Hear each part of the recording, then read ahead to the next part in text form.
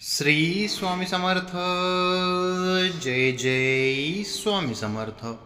मित्रांनो, आज आपण पाहूयात अशा स्त्रियांबद्दल ज्या परपुरुषांच्या प्रेमात असतात, परंतु तुमच्यासमोर चांगुलपणाचे नाटक करत असतात. हा विषय आपण एका कथेमार्फत समजून घेऊया. एका गावामध्ये रघुनाथ नावाचा एक म्हातारा शेठ राहत होता. त्यांची बायको मेल्यानंतर त्याने दुसऱ्या एका स्त्रीसोबत तिच्या वडिलांना खूप सारी धनदौलत देऊन तिच्यासोबत लग्न केलं. त्यांची बायको अजून जवान होती, तरुण होती, परंतु तो शेठ खूप जास्त म्हातारा झाला होता. तेव्हा त्या मुलीने तिच्या नवऱ्याचा चेहरा बघितला, त्याचे रूप बघितले. तेव्हा तिला त्याची खूपच घृणा वाटली. त्या स्त्रीला त्या शेठकडे बघायला देखील पसंत नव्हते. म्हातारा शेठ नवीन बायको मिळाल्याने खूप जास्त आनंदी होता, परंतु त्याला त्याच्या वयाचे भान नव्हतं. कोणीतरी हे खरंच म्हटलं आहे की डोक्यावरची केस पांढरी झाल्यानंतर असा मनुष्य लोकांच्या तिरस्कारास पात्र ठरतो.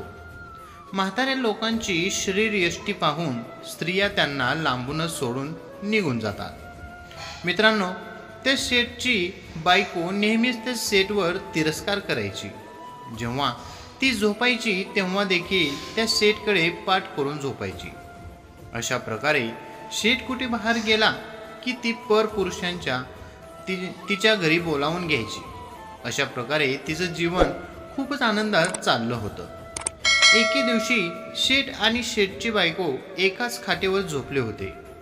बायको त्यांच्याकडे पाठ करून झोपली होती आणि त्याच दिवशी शेठच्या घरात एक चोर घुसला. ती स्त्री चोराला पाहून घाबरली आणि घाबरून तिने तिच्या नवऱ्याला मिठी मारली. आणि हे पाहून तो म्हातारा शेठ खूपच खुश झाला.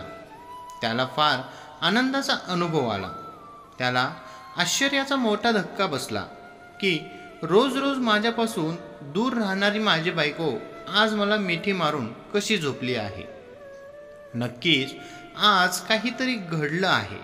शेठने घरात जाऊन पाहिलं तर एका कोपऱ्यात चोर लपून बसला होता. शेठला समजलं की माझ्या बायकोने आज चोराच्या भीतीमुळे मला मिठी मारली आहे. आणि हाच विचार करून शेठने चोराला सांगितले, हे चोर भावा, तसं तर मी तुला पकडून पोलिसांच्या हवाली करायला हवं, परंतु तुझ्यामुळे माझी बायको माझ्यावर प्रेम करू लागली आहे. जी मला रोज त्रास द्यायची ती आज मला आलिंगन देत आहे. हे चोर, तू खूप चांगला आहेस.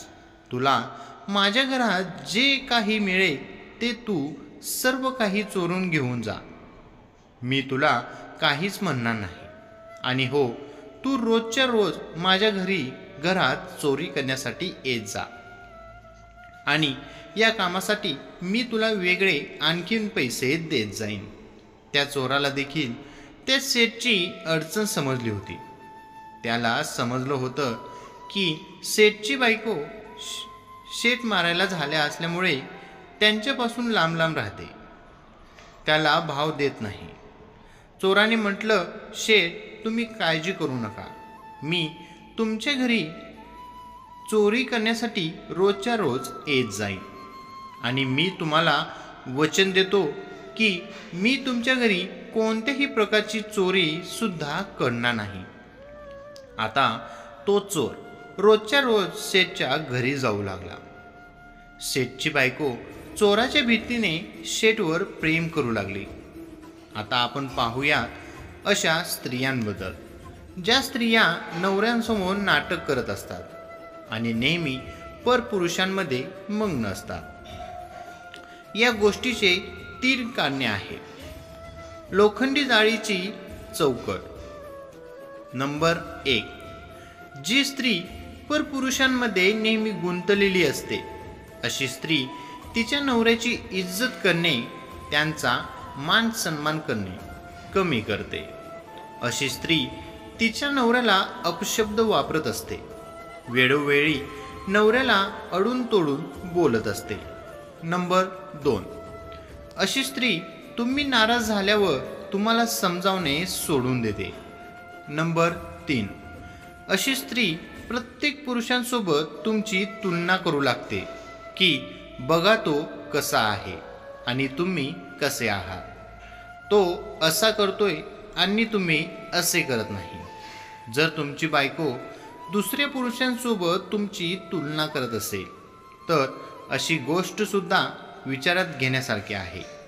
तर अशा वेळी समजून जा की अशा स्त्रीला दुसरे पुरुष आवडायला लागले आहेत. जर हे लक्षण कुठल्या स्त्रीमध्ये दिसत असतील तर तिची परीक्षा नक्कीच घ्यायला हवी. श्री स्वामी समर्थ. जय जय स्वामी समर्थ. मित्रांनो, ही छोटीशी माहिती आवडली असेल तर आपल्या व्हिडिओला लाईक, कमेंट आणि आपल्या चॅनेलला सबस्क्राईब करायला विसरू नका. श्री स्वामी समर्थ. धन्यवाद.